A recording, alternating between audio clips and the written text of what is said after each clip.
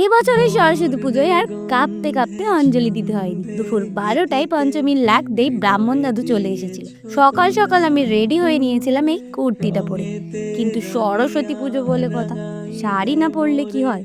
ওর আবদারে আবার এই হলুদ রঙের শাড়িটা পরে পুষ্পাঞ্জলি দিই।